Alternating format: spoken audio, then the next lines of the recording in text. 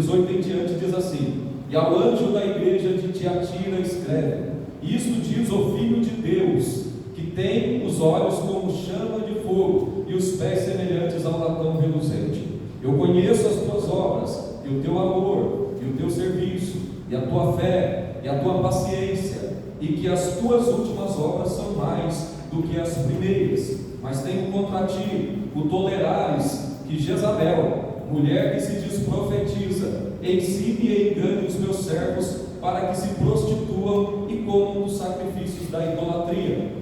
E dei-lhe tempo para que se arrependesse da sua prostituição, e não se arrependeu.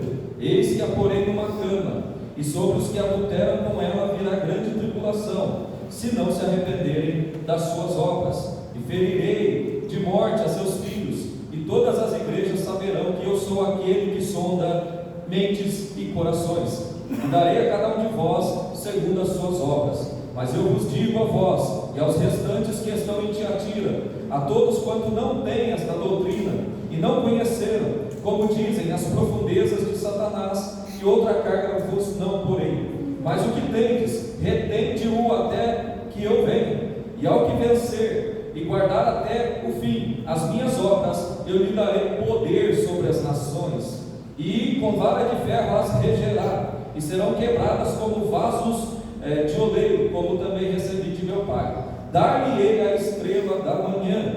Quem tem ouvidos, ouça o que o Espírito diz às igrejas. Amém? Toma assento, irmãos. Ainda neste espírito de adoração, glorificando, adorando ao Senhor, sabendo que o Senhor está aqui. Amém? Meus irmãos, o nosso tempo hoje é bastante curto, né? E nós temos o período da ceia ainda para celebrarmos a morte do nosso Senhor Jesus Cristo através dos elementos da ceia, mas nós vamos trazer uma reflexão bastante objetiva e breve aqui sobre a mensagem de Jesus à igreja de Tiatira e o que essa mensagem ela tem a ver conosco hoje. Irmãos, nós já estudamos aqui, nós estamos nos cultos de ceia, estudando uma série de mensagens baseadas nas 7 cartas de Jesus às igrejas da Ásia Menor. Então nós já falamos sobre Éfeso e aprendemos aqui que a igreja de Éfeso era a igreja sem amor. Nós já estudamos aqui sobre a igreja de Esmirna e aprendemos que a igreja de Esmirna era a igreja perseguida. Nós já falamos aqui sobre a igreja de Pérgamo e aprendemos que a igreja de Pérgamo era a igreja sem doutrina. E agora nós vamos falar sobre a igreja de Tiatira. E olhando para o texto, nós vamos aprender que a igreja de Tiatira era uma igreja tolerante. Então, Jesus tem uma palavra para os nossos corações nesta noite, para que nós possamos aprender com aquilo que Ele fala para esta igreja, para que nós possamos também fazer a vontade de Deus. O texto, irmãos, ele é bastante interessante. Se você comparar a carta de Jesus a Tiatira com as demais igrejas, você vai perceber que Jesus falou de uma maneira mais extensiva com esta igreja. Mas para entender aqui esta mensagem de Jesus, é importante a gente entender alguns contextos que estavam por trás da igreja que estava na cidade de Tiatira. A cidade de Tiatira, ela não era uma cidade tão influente, tão importante no Império Romano, como por exemplo a igreja ou a cidade de Éfeso,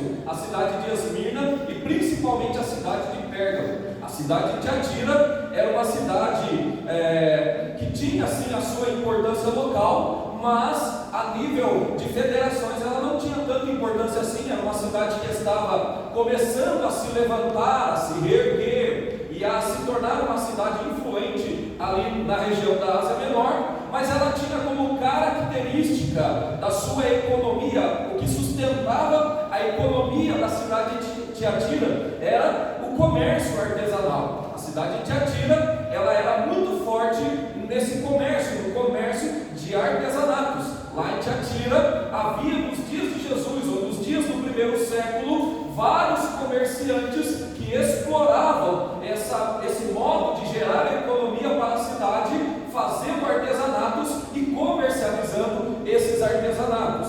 Mas uma informação que é importantíssima sobre a cidade Tiatira do primeiro século é que Tiatira era uma cidade que, tanto quanto as outras, que era uma cidade extremamente pagã, era uma cidade gentílica, onde o paganismo era muito forte naquela cidade, e na cidade de Tiatira se adorava principalmente vários outros deuses, mas principalmente a adoração, o culto a Apolo era muito forte nesta cidade. E quem era Apolo? Que Deus era esse? Deus com letra minúscula, né? Que Deus era Apolo? Apolo, na mitologia e na religiosidade grega e romana, Apolo era nada mais, nada menos do que filho de Zeus, o maioral de todos os deuses pagãos do primeiro século ou de séculos anteriores.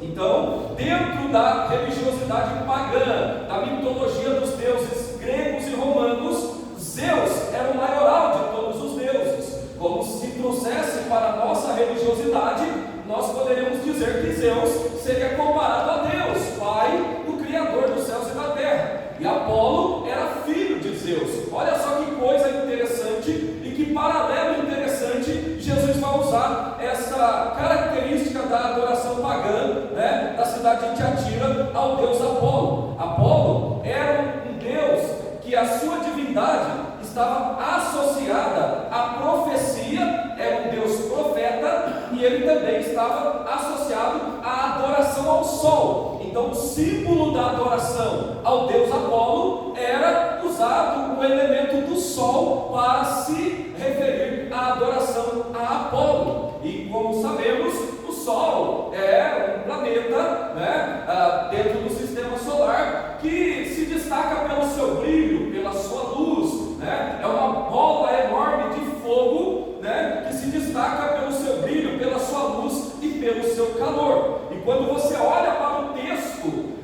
de Apocalipse, Jesus escrevendo a igreja de Tiatira e Jesus conhecendo o paganismo desta cidade, você olha para o texto e vê a forma que Jesus se apresenta a esta igreja, e você vai perceber que Jesus propositadamente ele está se apresentando para mostrar para os crentes de Tiatira que ele é maior do que Apolo, de que ele é maior até mesmo do que Zeus.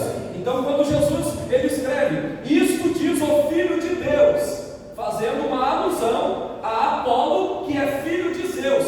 Então Jesus ele se apresenta como sendo filho de Deus, mas não é Zeus, ele é filho do Deus Altíssimo, ele é filho do Deus que criou os céus e a terra, ele é filho do Deus que abriu o mar vermelho, ele é filho do Deus que criou o jardim do Éden, ele é filho do Deus que criou o ser humano, ele é filho do Deus que criou os animais, ele é filho do Deus que governa sobre todas as coisas, ele é filho do Deus Altíssimo, aleluia, que tem o controle de todas as coisas nas suas mãos. Louvado seja Deus.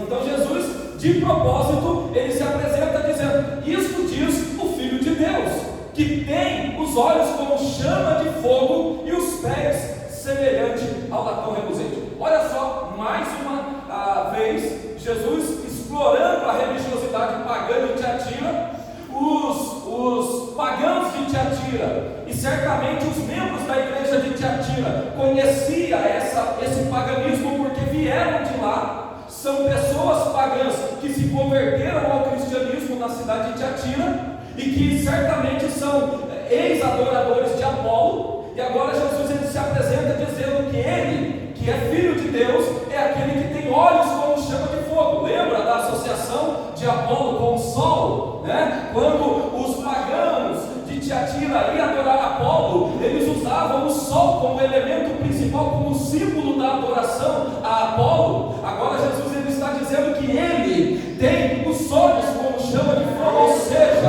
aleluia, o sol não é nada perto de Jesus, porque ele enxerga todas as coisas, o seu olhar consome todas as coisas e tem tanto poder, aleluia, da luz, do calor, tanto quanto o sol. E ele se apresenta também ainda como aquele que tem os pés como latão reluzente. Olha só Jesus mais uma vez fazendo a associação à questão da luz que o sol reflete para a terra, falando que os pés dele é como latão que reluz, é como latão que brilha. Ou seja, Jesus está dizendo, olha, vocês não adoram o sol, outrora, como antigamente. Agora vocês me adoram, porque eu sou aquele que tem olhos como chama de fogo e os pés como latão reluzente. Eu sou o Filho de Deus, Jesus Cristo, que morreu na cruz.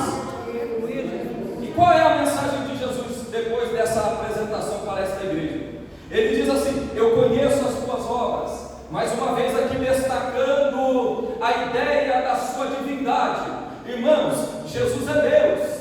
E Jesus, como Deus, Ele é, aleluia, onisciente. Ele é aquele que conhece todas as coisas. Ele é aquele que sabe todas as coisas. Ele é aquele que contempla todas as coisas. Às vezes, nós esquecemos da onipotência, da onisciência, da onipresença de Deus. E achamos que estamos sozinhos na luta. E achamos que não vamos suportar a tribulação. E achamos que essa tempestade na vida que às vezes passamos, nós estamos passando sozinhos. Mas o texto mostra, aleluia, quando os textos bíblicos mostram que Jesus, Ele é onisciente, Ele é onipotente, Ele é onipresente.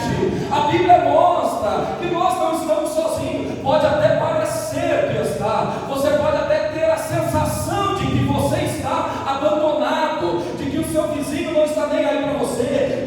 Às vezes os seus pais não estão percebendo o que você está passando. Às vezes o seu cônjuge, aquele que está mais perto de você, não está percebendo a sua situação. Mas Jesus, Ele continua dizendo: eu estou contigo, eu estou contigo, eu estou do seu lado, eu estou juntinho de você. Eu conheço as tuas obras, eu conheço o teu amor. Olha só, irmãos, as características da igreja de Tiatira. Jesus conhecia as obras. Isso significa dizer que a igreja de Tiatira era uma igreja militante, era uma igreja que trabalhava, era uma igreja que tinha obras. Não era uma igreja acomodada, não era uma igreja fria, não era uma igreja parada, não era uma igreja sonolenta, não. A igreja de Tiatira era uma igreja participativa, era uma igreja que se envolvia com o trabalho, era uma igreja que estava comprometida com o reino. Aí Jesus fala assim: eu também conheço o teu amor. Outra característica interessante dessa igreja, além de serem irmãos militantes, os membros da igreja de Tiatira eram amorosos, e nisso eles agradavam a Deus, porque o apóstolo Paulo escreve em 1 Coríntios capítulo 3, dizendo aí, ainda que eu falasse a língua dos homens, falasse a língua dos anjos, ou seja, ainda que eu tivesse todos os dons espirituais, como os crentes de Corinto tinham, a igreja de Corinto, se não tiver amor, nada vale, de nada vale.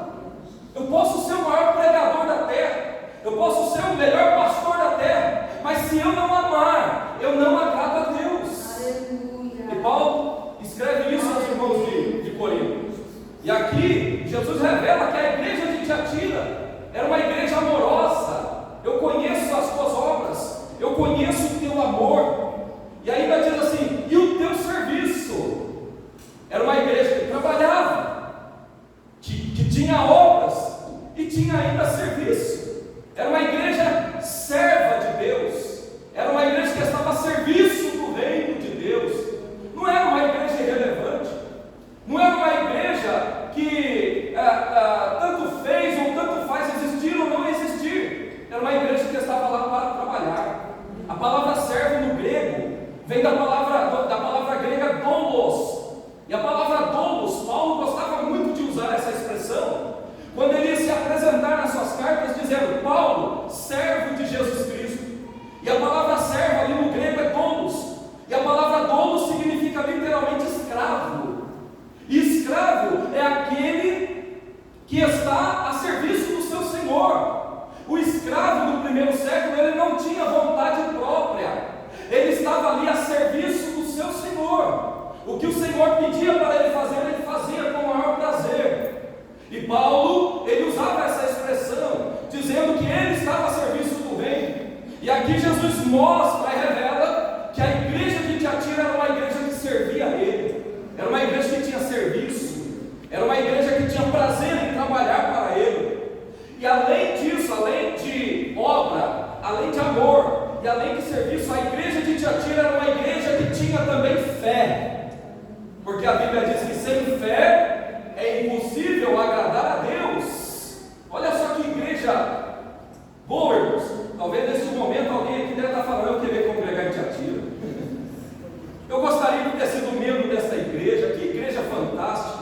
Que igreja sensacional, né? E ele fala ainda: eu também conheço a tua paciência. Era uma igreja paciente. E às vezes a paciência nos faz alcançar as bênçãos de Deus, irmãos. Lembra de Davi, quando ele faz uma oração no Salmo 46? Esperei com paciência no Senhor, e por causa disso, Ele se inclinou para mim e ouviu o meu clamor.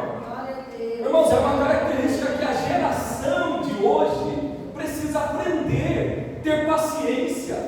O mundo pós-moderno, o mundo de hoje, irmãos, ele nos instiga a sermos impacientes, porque hoje as coisas são tão fáceis e tão rápidas, as coisas acontecem tão rápidas, que nós somos treinados, a nossa mente, o nosso cérebro é treinado para não ter paciência. Você faz uma compra na internet, faz hoje, quer que chegue amanhã. Se a transportadora atrasar um dia, você já está mandando e-mail, já está dando jeito de ligar, vai reclamar e vai lá e põe no protesto, põe na internet, para sujar a imagem da empresa. Você manda uma mensagem no WhatsApp para a pessoa, se passar meia hora essa pessoa e o tiquinho ficar azul lá e essa pessoa não te responder, você já corta a amizade com essa pessoa, né? Onde já se viu a minha mensagem e não respondeu, né? Isso é um desaforo. Nós somos impacientes, mas a paciência ainda, aleluia, agrada a Deus, irmãos. Esperei com paciência no Senhor, Ele se inclinou para mim e ouviu o meu clamor. A igreja de Tiatira tinha paciência, era uma igreja paciente, né? E aí Jesus, ele fala assim, e que as tuas últimas obras são mais do que as primeiras. Olha só que coisa interessante, irmãos. A igreja de Tiatira é exatamente o oposto da igreja de Éfeso. A igreja de Éfeso começou uma bênção, só que com o tempo foi perdendo o primeiro amor. E perdeu o primeiro amor, vai perdendo tudo. Vai deixando de trabalhar, vai deixando de buscar a Deus, vai deixando de orar, né? Vai deixando de consagrar a vida, porque perdeu o primeiro amor, já não tem mais aquele ânimo, já não tem mais aquela graça inicial. A igreja de Tiatira é o contrário. Jesus mostra aqui que essa igreja começou no ritmo. Vamos colocar aqui, só para os irmãos entenderem, usar uma linguagem aqui. A igreja de Tiatira começou a 50 por hora, mas quando Jesus escreve essa carta, ela já está a 100 por hora. Está correndo. É uma igreja que está trabalhando, é uma igreja que está servindo a Jesus, é uma igreja que tem paciência, é uma igreja que tem fé, é uma igreja que tem amor. E ele fala: e as tuas últimas obras são mais do que as da primeira. Que igrejona, irmãos, que bênção. Se perguntar para os pastores hoje, até o versículo 19, falar: você quer pastorear a igreja de Tiatira? Eu quero. Ô igreja abençoada, lá eu não vou ter dor de cabeça, lá eu não vou ficar perdendo hora de sono para saber como que eu vou resolver os problemas da igreja, porque a igreja é uma bênção. Mas aí Jesus no versículo 20 fala assim: mas eu tenho contra ti, irmãos de Tiatira, eu tenho um problema com vocês, e o problema é grave, irmãos. Qual que é o problema da igreja de Tiatira? Eles toleravam uma tal de Jezabel, e não é aquela Jezabel que reencarnou, ressuscitou lá do Antigo Testamento, mas é uma alusão a ela, porque ele fala assim: olha, mas eu tenho contra ti o tolerares Jezabel, mulher que se diz profetiza. Se diz, olha só o que Jesus está dizendo. Ela se diz, ela não é uma profetisa, ela se passa por profetisa. Já conheceu pessoas assim? Que não é, mas quer ser? Não é. Parece que é, mas não é. Tem gente, irmãos, tem gente que parece ovelha, mas é bode.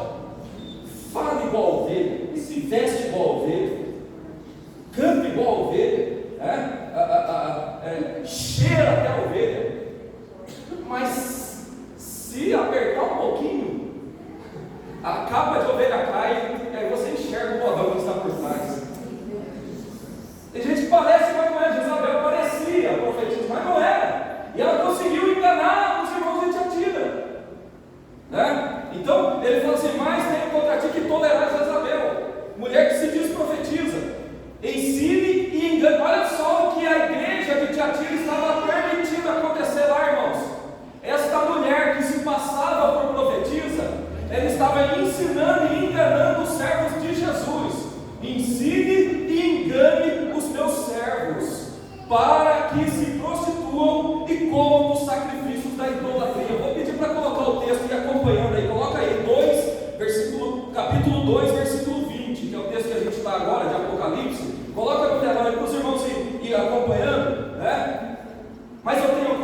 tolera Jezabel. Irmãos, a Jezabel do Antigo Testamento, ela era a esposa de um rei frouxo chamado Acabe. E esse homem, Acabe, ele era israelita, Jezabel não era. Jezabel era pagã. Ele casou com essa mulher, eram as alianças políticas que existiam na época. Ele casou com essa mulher, e a mulher começou a governar no lugar dele. O Acabe não tinha moral nenhuma, quem tinha era Jezabel. O Acabe não mandava nada em Israel, quem mandava era Jezabel. E essa tal de Jezabel do Antigo Testamento, o que ela fez? Ela juntou, ela começou a coletar profetas, os profetas do Deus que ela trouxe da nação dela, o profeta de Baal e profeta da deusa Aserá. E ela reuniu 450 profetas que comiam na mesa dela e 400 de Aserá. Imagina, irmãos, 950 profetas falsos que se venderam a essa mulher para comer da mesa dela. Pessoas que estavam atrás de prestígio, pessoas que estavam atrás de fama, pessoas que estavam atrás de coisas materiais, de riqueza, pessoas que estavam atrás de bajular rei, mas não tinha nada de Deus. E essa mulher, ela dominava essas pessoas. Lembram do desafio de Elias e os profetas de Baal? Elias falou assim: ó, vamos colocar ordem nesse negócio. Se Baal é Deus, os profetas de Baal vão se reunir aí, os de Aserá, e vão clamar a Baal, e vamos ver se ele responde. O Deus que responder por fogo, esse deve ser adorado em Israel.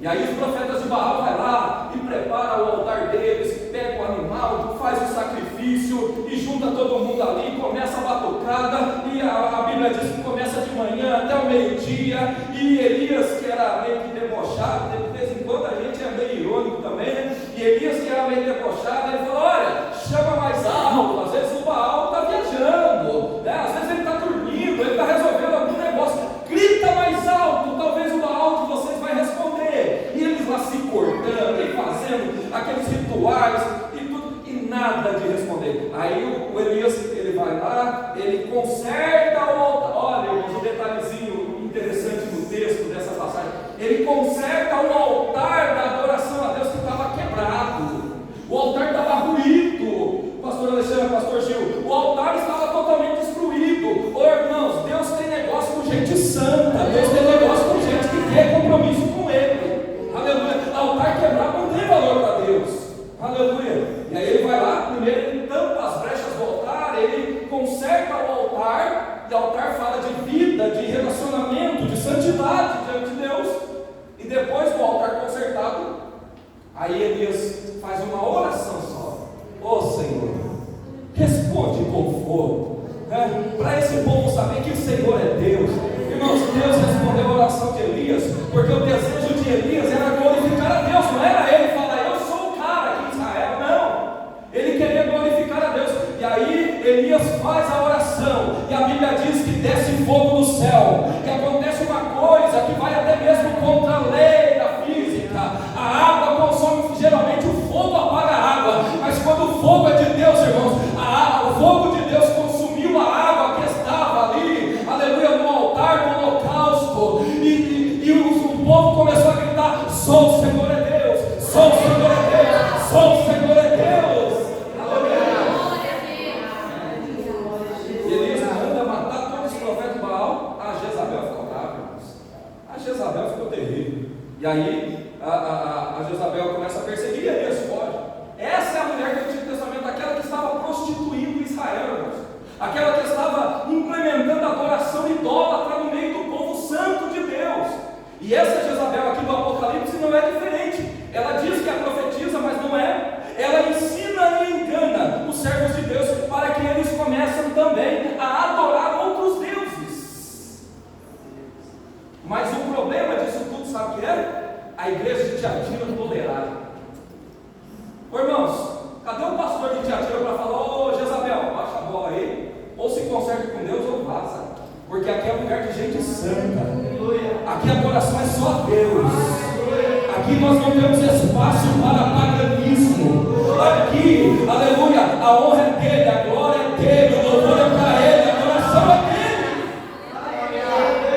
Ô irmãos, o que tem de igreja se prostituindo por aí, com teologias que não são bíblicas, irmãos, igrejas se prostituindo com teologia da prosperidade, falando que ter é mais importante do que ser. O que tem de igrejas por aí se prostituindo com pecado. Agora tem igreja inclusiva, igreja para quem quer viver de qualquer maneira, para quem quer viver uma vida de homossexualidade, para quem quer viver uma vida de profano, para quem quer viver uma vida sem compromisso com Deus. Mas o nosso Deus ainda não mudou, Ele é o mesmo, Ele é santo, Ele é santo, Ele é santo. Aleluia. E era isso que Jezabel estava fazendo. E Jesus fala assim, no 21, e dê-lhe tempo para que se arrependesse da sua prostituição. Olha só, irmãos, Jesus é misericordioso demais. Até para Jezabel ele dá tempo de arrependimento, mas ela não se arrependeu. E o 22, eis que a porei numa cama, e sobre os que adulteram com ela virá grande tribulação, se não arrependerem de suas obras. E ferirei de morte os seus filhos, e todas as igrejas saberão que eu sou aquele que sonda mentes e corações. Sabe por que Deus às vezes, irmãos, trata com rigorosidade falsos mestres, hereges, pessoas que estão adulterando a igreja, para que a igreja acorde, para que a igreja tolerante como Tiatira olhe para o exemplo desses falsos mestres e fala: não, nós temos que nos apegar a Deus mesmo, porque só Ele é digno de toda a nossa adoração. Aleluia. E darei a cada um de vós segundo as suas obras. Irmãos, tem uma coisa que ninguém vai escapar, que é de um dia comparecer perante Deus. O apóstolo Paulo escreve sobre a lei da semeadura, dizendo: aquilo que o homem, não se engane, aquilo que o homem semear, isso ele ceifará. Não tem como escapar disso, irmãos. O que se planta é o que se colhe. E Jesus está falando para esta igreja: olha, quem está se prostituindo com falsos deuses e seguindo esta mulher Jezabel, eles vão receber cada um segundo as suas obras. E aí, no versículo 24 ele fala assim: mas eu vos digo a vós e aos restantes que estão em Tiatira. Agora ele está falando, nos versos anteriores, Jesus está falando de uma maneira geral, da cidade de Tiatira, dos pagãos de Tiatira, de Jezabel que está infiltrada na igreja de Tiatira. Agora ele fala assim: mas vocês, agora, da igreja, vocês, e aos restantes que estão em Tiatira, e todos quanto não têm essa doutrina, porque tinha gente lá que não estava dando bola para Jezabel, irmãos. Tinha crente de verdade na igreja de Tiatira também, tinha remanescentes lá. Tinha gente que falava: não, essa mulher não é mulher. Tinha gente com visão de Deus em Tiatira, irmãos. Tinha crente com sensibilidade em Tiatira. Aleluia. E a igreja, ela não vai morrer, irmãos, como profetizaram por aí, filósofos, profetizaram a morte de Deus. Outros, eu já ouvi falar várias vezes que a igreja, ela vai acabar com o tempo, e as pessoas vão voltar a cultuar nos lares, igual era na igreja primitiva, a igreja em célula, e coisa assim, não sei o que. Irmãos, a igreja já sofreu tanta perseguição nesses 2000 anos. Foram reis que tentaram acabar com a igreja, foram políticos que tentaram acabar com a igreja, foram juízes que tentaram prejudicar a igreja, como está acontecendo na cidade de Taubaté, que não pode falar mais nessa escola, Deus abençoe. Foram pessoas, decretos governamentais, veio a pandemia, mandou fechar a igreja, mas Jesus ainda está no controle. A pandemia passou, a igreja está aqui de portas abertas e o povo está adorando a Deus, porque a palavra, a promessa de Jesus Cristo para a igreja é que as portas do inferno não prevalecerão contra a igreja. Aleluia. Então, a todos quanto não têm essa doutrina e não conheceram, como diz as profundezas de Satanás, que outra carga não vos porei, fica tranquilo. Jesus está tranquilizando a igreja agora, dizendo: olha, fica tranquilo, mas o que vocês tendes, retende-o até que eu venha. Agora Jesus está falando para esses fiéis que não deram bola para Jezabel, que não se prostituíram com a idolatria de Jezabel, dizendo: olha, fica firme, retenha a sua integridade, fica firme no propósito, porque eu vou voltar e vou levar vocês para que onde eu estiver, vocês estejam também. Aleluia. E aí Jesus fala assim, aí vem a promessa, e ao que vencer, promessa, irmãos, mais uma vez eu repito, promessa é só para vencedores, não é para covardes, promessa não é para desistentes, promessa não é para os fracos, promessa é para vencedores que estão firmes no propósito. Aleluia. Vem ataque do lado direito, ele está firme, ele até balança, ele é atingido, mas ele está firme. Vem ataque do lado esquerdo, acerta ele, fere ele balança, mas ele está firme. Promessa é para aqueles que são fortes. Aleluia. O mundo está caindo ao redor dele, mas ele está dizendo, eu estou com meus olhos no alto, eu vou prosseguir para o alto, porque Jesus está comigo. Aleluia. E aí ele fala assim, ao que vencer e guardar até o fim as minhas obras, eu lhe darei poder sobre as nações. Irmãos, quem já estudou escatologia sabe que existe uma promessa bíblica de que um dia Jesus vai voltar para levar a igreja. Aí acontece 7 anos de grande tribulação na terra, e aí depois que ele voltar, ele volta com a igreja arrebatada, gloriosa, a noiva adornada. E essa noiva, que somos nós, a igreja, vamos reinar com Cristo durante 1000 anos sobre essa terra. E é disso que Jesus está falando aqui, olha, e ao que vencer e guardar ao fim as minhas obras, eu lhe darei poder sobre as nações. E Jesus agora ele faz uma citação do Salmo, do Salmo 2, versículo 8 e 9. Se você ler Salmo 2, 8 e 9, é essa mesma palavra que Jesus está dizendo aqui, né? E com vara de ferro regerá as nações, e serão quebradas como vaso do oleiro, como também recebi de meu Pai. E aí Jesus faz uma outra promessa no versículo 28, que diz assim, e dar-lhe-ei a estrela da manhã. Irmãos, a estrela da manhã é a estrela d'alva, ou da alva, né? Que é o mais correto. Que é essa estrela que a gente vê aqui. Eu estava vindo para a igreja e olhei para o céu e vi ela. Que é, muitos dizem que é o planeta Vênus. Você já viu essa estrela? A mais forte, a que mais brilha. Ela brilha até de dia, né? E Jesus ele está fazendo essa promessa, e dar-lhe a estrela da manhã. Que promessa é essa, irmãos? Que coisa interessante é essa. Sabe por que Jesus está prometendo isso para essa igreja de Tiatira, para os fiéis de Tiatira? Porque a estrela Vênus, né, ou a estrela da alva, ela no mundo do primeiro século, essa estrela era símbolo da soberania entre os romanos. Os romanos, eles associavam pessoas proeminentes da sociedade romana à estrela de Vênus, por causa do brilho, é a estrela que mais brilha. Pessoas proeminentes para a sociedade são pessoas que brilham, pessoas que se destacam.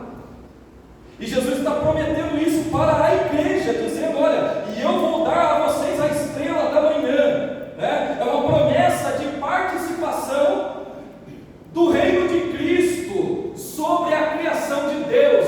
Irmãos, você não é rei nesta terra, você não é príncipe, você não é filho de presidente, você pode ser que você não tenha proeminência nenhuma, nem mesmo na escola onde você estuda, né? Pode ser que você não tenha proeminência nenhuma, nem mesmo na vizinhança, na rua onde você mora, você é desprezado, você é reduzido, você é deixado de lado. Sabe aquele menininho que na classe, no dia da quadra, do futebol lá, da educação física, ele fica lá querendo ser escolhido para o time de futebol, escolhe todo mundo e ele fica lá, ele é deixado de lado, e aí ele tem que comprar uma bola e ser o dono da bola para conseguir jogar, né? Às vezes nós somos esse tipo de pessoa na sociedade. Eles não dão nada para nós, eles nos excluem no trabalho, nas empresas, nas escolas, ao cretinho, ao pastorzinho, mas a promessa aqui, aleluia, é que quando Cristo voltar para governar a terra, você vai ser proeminente, você vai governar junto com Cristo, aleluia. E aí ele termina dizendo, como todas as outras cartas, quem tem ouvidos ouça o que o Espírito diz à igreja. Irmãos, a promessa de Jesus aqui é de governo. Nós vamos governar, nós vamos reinar com Cristo, mas para que isso aconteça, não se prostitua com a doutrina da Jezabel. Irmãos, fica firme na doutrina de Cristo, fica firme na palavra, irmãos. A nossa única regra de fé e prática ainda é as Escrituras Sagradas, a palavra de Deus. Aleluia. Tem muitas doutrinas sendo ensinadas por aí, na internet, nas igrejas, doutrina pura e verdadeira ainda está aqui nas Escrituras Sagradas. Louvado seja o nome do Senhor. Então fica firme, irmãos. Não se prostitua. Mas está todo mundo. Você não é todo mundo. Mas todo mundo faz isso. Você não é todo mundo. Você foi escolhido a dedo por Deus. Você está aqui porque Deus te escolheu. Ele te chamou. Ele tem um projeto na sua vida. Ele tem propósito. Ele tem chamada. Ele tem dons. Ele tem vocação para você. Fica firme, porque você não é todo mundo. Você é escolhido de Deus para fazer a diferença neste mundo. Curva sua cabeça e feche seus olhos. Senhor Deus e Pai, em nome de Jesus Cristo.